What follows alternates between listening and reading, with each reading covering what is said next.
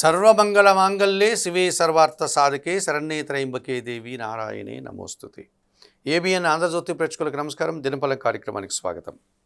2026 మార్చి నెల 6వ తారీఖు శుక్రవారం.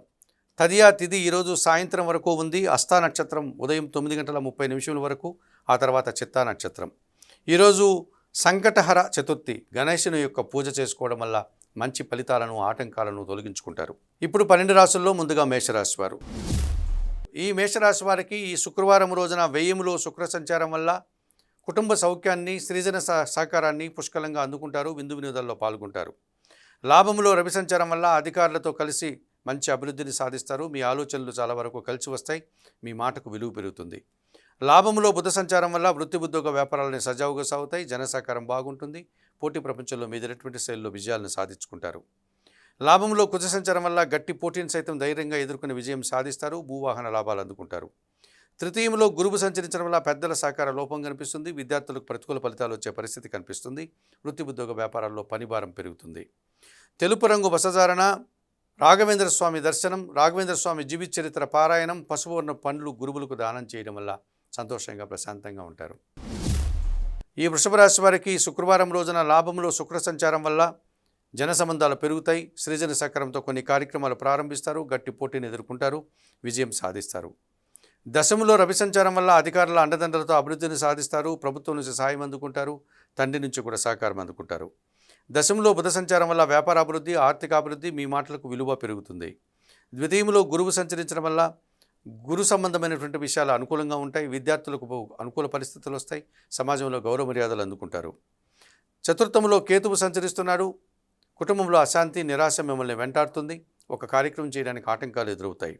ఆకుపచ్చ రంగు వసధారణ, గణేశ స్వామి దర్శనం, గణేశాష్టక పారాయణం, ఉలవలను బాగా ఉడికించి బెల్లం పొడితో కలిపి గోవులకు ఆహారంగా అందించడం వల్ల సంతోషంగా, ప్రశాంతంగా ఉంటారు. ఈ మిథున రాశి వారికి శుక్రవారం రోజున దశములో శని సంచరిస్తున్నాడు. వృత్తి ఉద్యోగ వ్యాపారాల్లో మంచి అభివృద్ధిని సాధిస్తారు. పనివారి సహకారం బాగుంటుంది. వ్యవసాయ రంగంలో కూడా లాభాలు అందుకుంటారు. భాగ్యంలో రవి సంచారం వల్ల అధికారుల అండదండలతో అభివృద్ధిని సాధిస్తారు. తండ్రి సహకారం బాగుంటుంది. ప్రభుత్వం నుంచి కూడా సహాయం అందుకుంటారు. తృతీయంలో కేతువు సంచరిస్తున్నాడు. జన సహకారము, నిరాడంబరత, భగవంతుని ఆశీస్సులు మీకు అనుకూలంగా ఉన్నాయి. జన్మరాశిలో గురువు సంచరించడం వల్ల జన సంబంధాలు పెరుగుతాయి. వృత్తి ఉద్యోగ వ్యాపారంలో రాణిస్తారు. విద్యార్థులకు మంచి ఫలితాలు వస్తాయి. చతుర్థంలో చంద్రుడు సంచరిస్తున్నాడు. అశాంతి, మీ మాటల వల్ల అపార్థాలకు అవకాశం ఉంది. నీలం రంగు వసధారణ, లలితాదేవి సందర్శనం, లలితా సహస్రనామ స్తోత్ర పారాయణం, బియ్యం కానీ పాలు కానీ పేదవారికి దానం చేయడం వల్ల సంతోషంగా, ప్రశాంతంగా ఉండగలుగుతారు. ఈ కర్కాటక రాశి వారికి శుక్రవారం రోజున భాగ్యములు శని సంచరిస్తున్నాడు. వృత్తి ఉద్యోగ వ్యాపారాల్లో రాణిస్తారు. పనివారి సహకారం బాగుంటుంది. జన సంబంధాలంతా కూడా అనుకూలంగా ఉంటున్నాయి.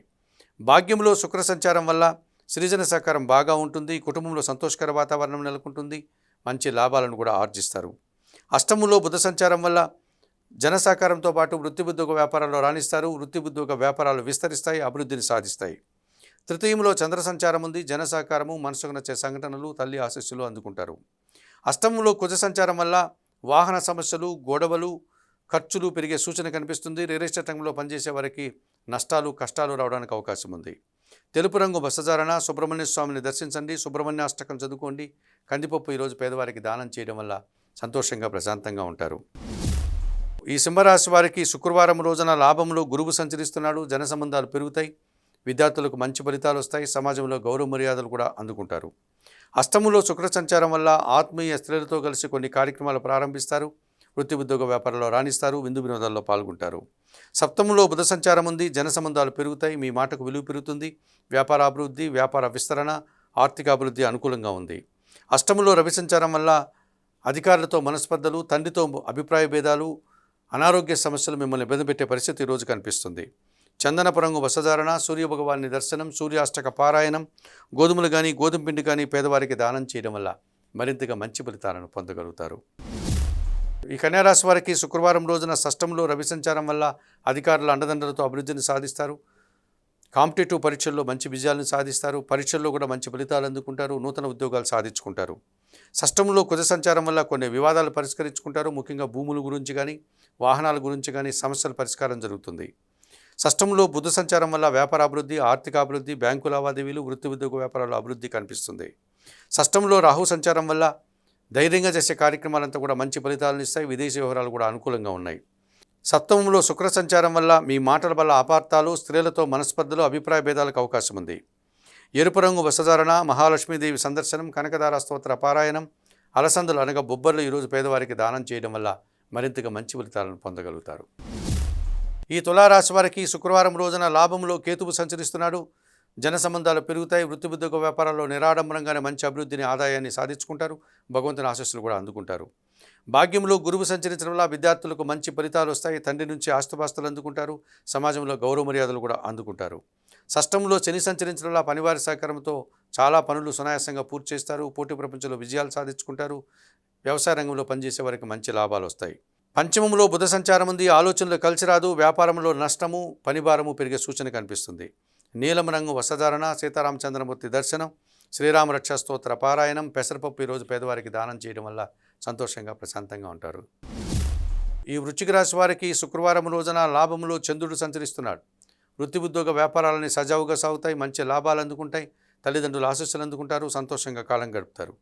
దశమంలో కేతువు సంచరించడం వల్ల వృత్తి ఉద్యోగ వ్యాపార వ్యవసాయ రంగాల్లో అభివృద్ధిని సాధిస్తారు. నిరాడంబరంగానే మంచి విజయాలను, లాభాలను అందుకుంటారు.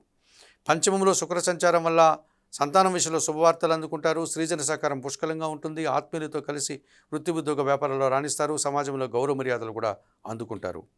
చతుర్థంలో బుధ సంచారం వల్ల వ్యాపారపరమైనటువంటి విస్తరణ జరుగుతుంది. అనుకోకుండా నూతన అవకాశాలు అందుకుంటారు. మంచి అభివృద్ధిని, ఆదాయాన్ని సాధించుకుంటారు.